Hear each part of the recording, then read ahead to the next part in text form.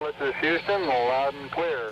Perhaps the most exciting thing was when we could walk on the surface of the moon. 16-year-old Vera Popp dreams one day of traveling in space just as those astronauts did who first walked on the moon more than 3 decades ago. Vera has come all the way from Hungary to pursue that dream at the International Space Camp in Huntsville, Alabama. She remembers the day when she was first enchanted by the stars. A few years ago, I was walking in the evening and I looked up on the sky and I said, "Wow, that's so beautiful. And what can I learn about the sky?" Vera was invited to attend the camp after winning an essay contest organized by the Hungarian Astronomical Society. But she had to find a way to pay for the trip. I didn't have the money for the plane tickets, and I have about 5 sponsors or so. I knocked on the door and said, "Hey, I need some money." Then they realized that it's very cool and Hungary has to be represented here. Students like Vera have been coming to Space Camp since it was founded in 1982.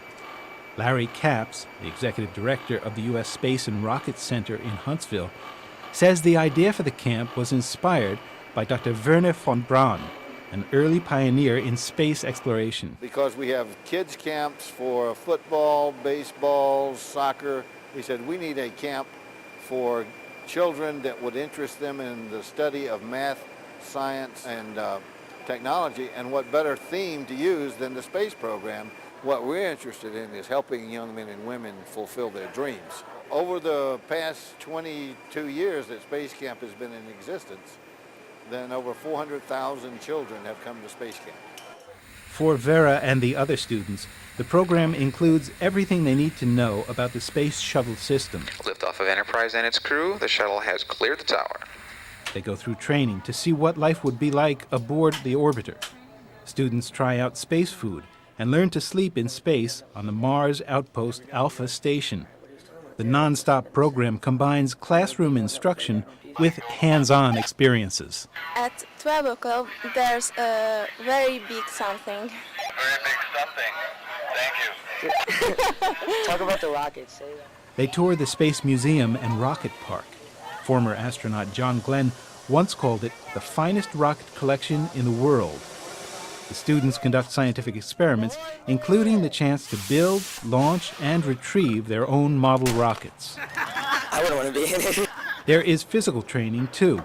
As they climb the Martian wall, they can imagine they are reaching the highest mountain on Mars, or taking a walk in space as they swim underwater in scuba gear. Vera and the other youngsters learn to become team leaders.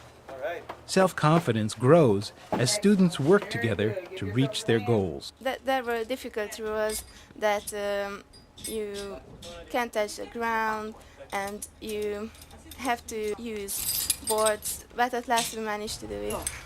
In the week-long program, Vera and her friends go through a lot of the same training as real astronauts do. Oh my gosh!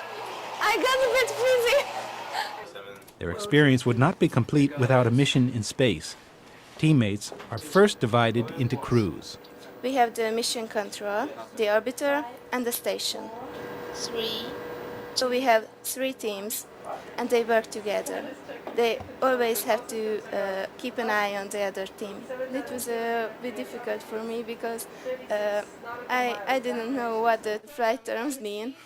The mission was completed, everything was okay, and we landed. Crews cheer and applaud at the end of the mission. It was very beautiful.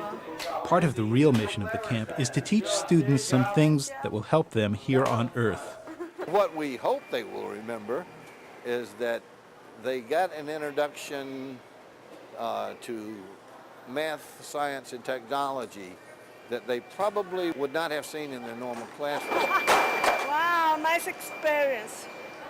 Students like Vera Popp have come from all over the world to learn what it takes to be an astronaut.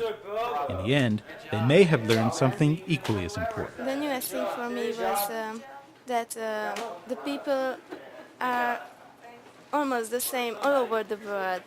There's no difference between them. And if we have the same language. We can share everything. A lesson that can be applied on Earth and in space. George Dwyer, VOA News. Hey, this is Houston. We're copying. Roger.